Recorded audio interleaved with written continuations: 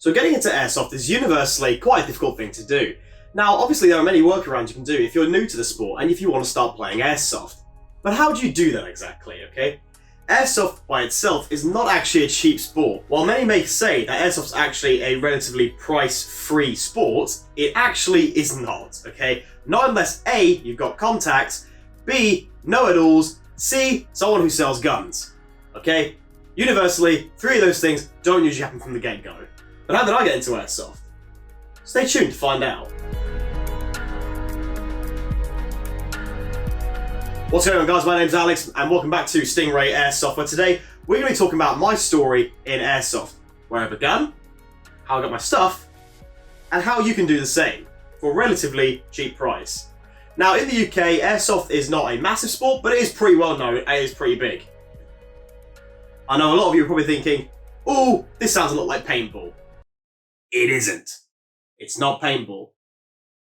So how did I get into Airsoft? Well, like everybody, I went to an Airsoft field one day, decided to be a rental player, I hired a gun, hired some gear, and off I went. £50 the whole day, it was fantastic.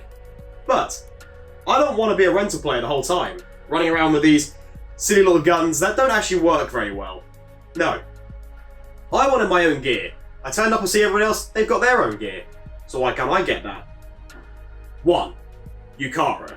To own an airsoft rifle in full black, you have to have what's known as a UCARA license. In the UK, this is a certain licensing that you have to brandish a imitation firearm, okay? You're not allowed to just own one, okay? As if they are seen in the street, you will probably be shot by armed police, as there is nothing to distinguish between a real rifle and your rifle, okay? Because they are imitation firearms. They are real guns, per se. So how do you work around this? Well, you can get a two-tone gun. Two-toning is a method that Airsoft has used to clearly differentiate between a toy weapon and a real weapon, okay? So two-toning in red, for example, is a sort of easy distinguishable colour, so you can see that this gun is not real. But hold on, you might be thinking, wait, but I don't want a red gun, I want a black gun. How do I get a black gun? You can do your UCARA. So the UCARA licensing actually enables you to get a gun, okay? All you have to do is do 3 games at one site and get it signed off over a 3-month period. Easy. But there is cash involved. Now, unfortunately, there is no real way to work out around the cost projectile of this. You'll be spending a lot of money when you're getting into the sport to begin with. But once you've saved up enough money, doing chores, going to work, putting it all together, you'll be able to buy yourself a full kit. And no one ever buys everything at the same time. Behind me, I've got a lot of stuff, but I didn't just get this overnight. This is years worth of gear, okay? So don't jump in thinking you need everything. You might be asking me now, what do I actually need to start airsofting and to acquire my own gear? So when I started in Airsoft, I didn't actually get a gun first of all. The first thing I got was protection, okay? This vest is just an imitation vest off eBay, 10 quid. And it does everything I need it to do. It's got pouches, it's got radio pouches, it's got protection, it keeps my lower body nice and secure, so when I'm hit by a pellet, I don't have to scream in pain and start crying to a marshal, he shot me, okay?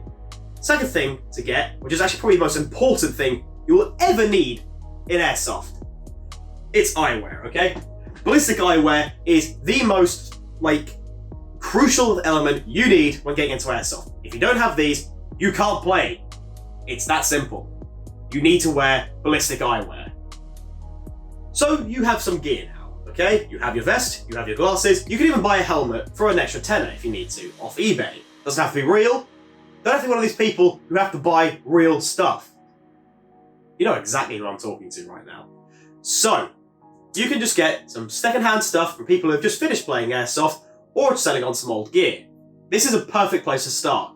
eBay, pre-fired, places that sell already used equipment, okay? This stuff universally does not break, or not unless you're really trying to break it. It's pretty hard. You're not actually going into combat here.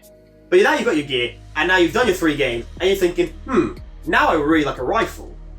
Well, if you've saved up your money, and you've looked on some good sites, and you've found yourself a rifle, you can buy yourself a rifle.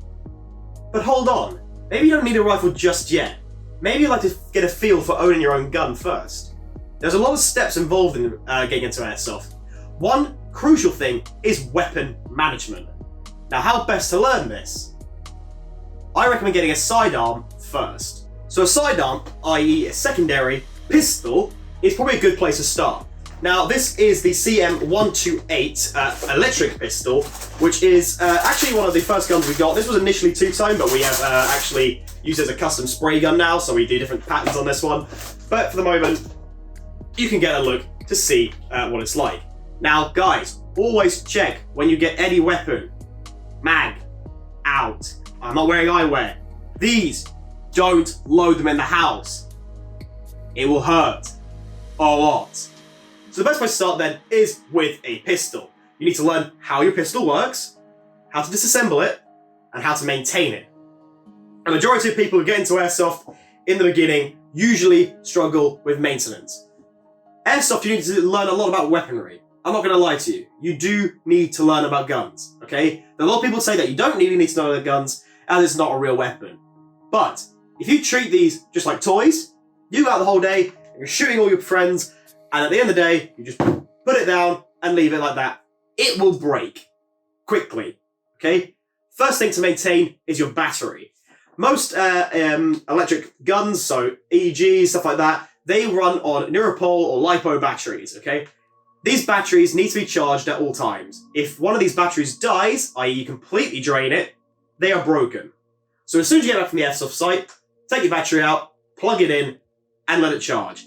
Now guys, never leave your weapon unattended and never charge anything without being next to it, okay? As this has led to a house fire in a situation I did not create. So guys, also you need to maintain the barrel of the gun. Now another thing, even though I know this is unloaded and there's no power in it, you still never look down the barrel, okay?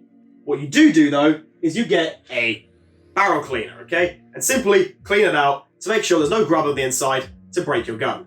Now there's other things you have to learn about, obviously the hop units and internals, but we'll cover that at a later stage. So you've done a couple games maybe with your pistol now. Or you've got your pistol, but you still would rather get a rifle. Or something else a little bit bigger.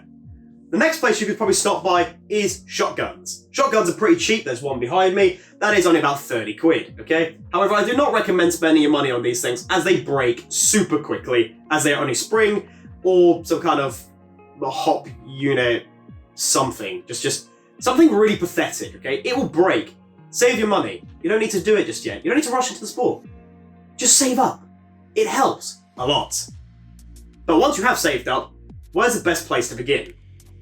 Now, for beginners getting into Airsoft, I highly recommend Patrol Base in the UK, okay? Patrol Base are a great site where they sell loads of beginner weaponry in weaponry packs, so you get your battery, your charger, and your gun, and probably a magazine that'll come with it as well as instruction manuals on how to maintain that certain weapon, okay? So let's have a look at where I started. I started off Airsoft with an Evolution Carbon Tech M4A1 standard issue rifle, okay? This was initially two-tone, it was red, it looked really, really weird.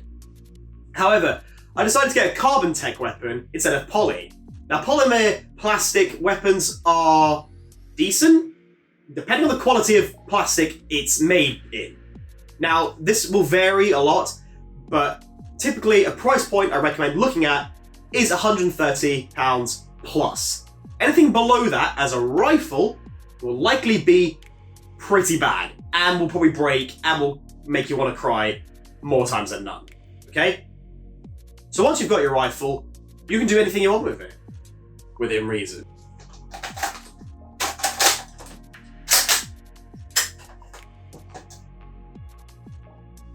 M4, okay? This is my custom M4. Now, in value, this thing's probably worth about 400 quid now, okay? This has been upgraded so much from what it used to be, okay? Extended barrel, M-lock rail system, optics, and internals have been completely upgraded, okay? Now, I know a lot of you have probably just gone, whoa, that looks really cool. I want that straight away. No, you don't. Now, aesthetics in rifles is one thing, but it's the internals that matter, and you also have to build your rifle up over time. If you've got the money to spend it, by all means. But no, you probably don't actually have the experience or the knowledge yet to actually do this effectively. I've acquired a lot of gear through trades, okay? Once you go to airsoft sites, you make a lot of friends and they will be willing to trade with you. You can trade in parts, you can buy parts, or you can just give them things and you'll get things back. It's great. The community, airsoft, great. Get involved. So, this is an M4A1 at its base. However, this is what I've nicknamed an M4X5, X5 for my previous YouTube channel, X-Ray, okay? That's what we used to be. Lovely stuff. So this rifle today just got painted and it looks absolutely brilliant. But I've ran this since my first days of airsoft and it is still my primary weapon and it's also my pride of joy. I completely got lost my words then, that was weird. So this has a lot on it, okay? But all you actually need here is this. This is the heart of the gun, the receiver, okay? Everything that is in this bit will make this whole thing work, okay? It's magic, okay? If this works, then your gun works. So, let's say you've now got your base weapon and you want to mod it a bit. You can buy so many attachments on Airsoft, it's unreal, okay? But I highly recommend starting off with smaller attachments and building up your collection as you go along. And like I said, with trading, once you've got some stuff, you don't need it anymore, trade it for other parts. People do that. It's great. Now, also you'll be thinking, ooh, I wanted a really big black gun, but now I want it multicolored. Can I paint my rifle? This is a double-edged sword, okay? With airsoft rifles, they are usually pretty glossy when you first get them, i.e. they look a bit fake and too perfect. Resist the urge to go ahead and paint it straight away. Rather, hire someone to paint your weapon. Squirrel is one of the best people I know who actually paints and services all my rifles. Cheers, man, I really appreciate it.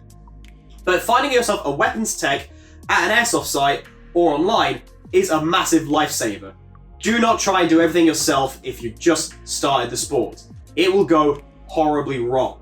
We're going to cover a lot more on this getting into airsoft in the future, so stay tuned for future videos. In the meantime, I hope you've got an idea of how I got into airsoft, what I run, what I use, and how to do it effectively.